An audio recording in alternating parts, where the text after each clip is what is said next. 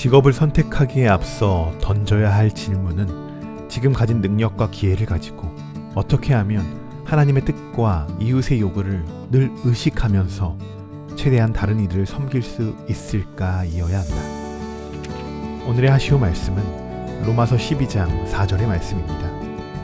우리가 한 몸에 많은 지체를 가졌으나 모든 지체가 같은 기능을 가진 것이 아니니. 아멘. 오늘 로마서 12장의 말씀은 우리에게 잘 알려진 말씀 한 구절로 시작됩니다.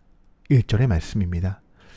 너희 몸을 하나님이 기뻐하시는 거룩한 산 제물로 드리라. 이는 너희가 드릴 영적 예배니라. 아멘. 우리가 가장 기뻐하며 해야 하는 일은 예배입니다. 그리고 하나님이 가장 기뻐 받으시는 것도 예배죠. 그래서 우리는 우리의 삶 속에서 예배의 삶을 살아야 하고 또 삶이 예배가 되어야 합니다. 그리스도인이라면 당연히 누가 말하지 않아도 이렇게 살아가야겠죠. 하지만 오늘 우리가 곰곰이 한번 생각해 보고자 하는 부분이 있습니다. 우리의 삶에서 하나님의 일이 최우선 되어야 하는 것은 분명합니다. 자, 그런데 다른 모든 일을 뒤로 제쳐두고 하나님의 일만 하겠다고 나서면 어떻게 될까요? 그렇게 하는 것이 정말 하나님이 원하시는 예배자의 삶일까요? 저는 그렇지 않다고 생각합니다. 심지어 목사라는 직업으로 살아가는 목회자들도 하나님의 소명을 받아 말씀을 선포하는 사명을 감당하지만 다른 삶을 완전히 뒤로 제쳐두고 말씀 사역만 한다면 어떻게 될까요? 쉽게 말한다면 가정을 돌보지 못하고 사람들과의 관계에도 문제가 생기게 됩니다. 그리고 나중에는 오히려 그 틀 안에만 박히게 돼서 자꾸 나를 압박하게 되는 그런 상황까지 벌어지게 됩니다.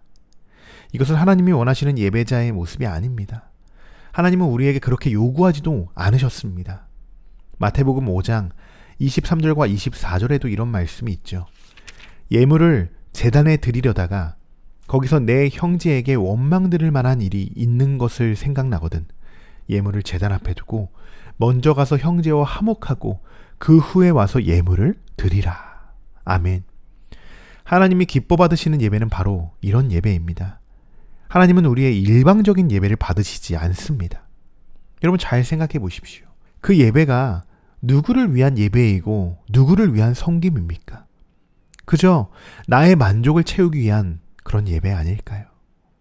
오늘 우리가 로마서의 말씀으로 얻고자 하는 깨달음은 바로 이것입니다. 하나님을 예배하는 데 있어서 먼저는 우리의 주변을 돌아보시길 소망합니다. 나의 일방적인 행동으로 인해서 나의 가족들이 상처를 받고 또 관계가 틀어질 수 있습니다. 하나님은 우리를 만드실 때에 한 가지 일에만 몰두할 수 있도록 만들지 않으셨다는 것이죠. 한 지체지만 다른 기능을 가지고 여러 일들을 잘 해낼 수 있도록 지혜롭게 우리를 만드셨습니다. 오늘 하루를 시작하시기 전에 먼저 여러분의 주변을 돌아보시길 바랍니다. 내가 하나님의 일을 한다고 해서 여러분의 주변 사람들에게도 선한 영향력을 미치고 있는지 아니면 반대로 그들과 트러블이 있지는 않은지 점검해 보시고 하나님이 우리에게 어떤 예배자로 성장하기를 원하고 계시는지 돌아보시는 오늘 하루가 되시기를 주님의 이름으로 간절히 축원합니다. 기도하겠습니다. 우리가 한 몸에 많은 지체를 가졌으나 모든 지체가 같은 기능을 가진 것이 아니니. 아멘. 우리는 그 무엇보다 예수 그리스도와 한 몸이 되었음을 믿습니다. 나의 모습이 예수님의 모습으로 비춰지고 나의 입술의 고백과 마음의 묵상이 온전히 주님을 따를 수 있도록 거룩한 영으로 임하여 주시옵소서. 오늘도 주님만을 의지하며 지금도 우리와 함께 계시는 우리 주 예수 그리스도의 이름으로 기도드립니다. 아멘.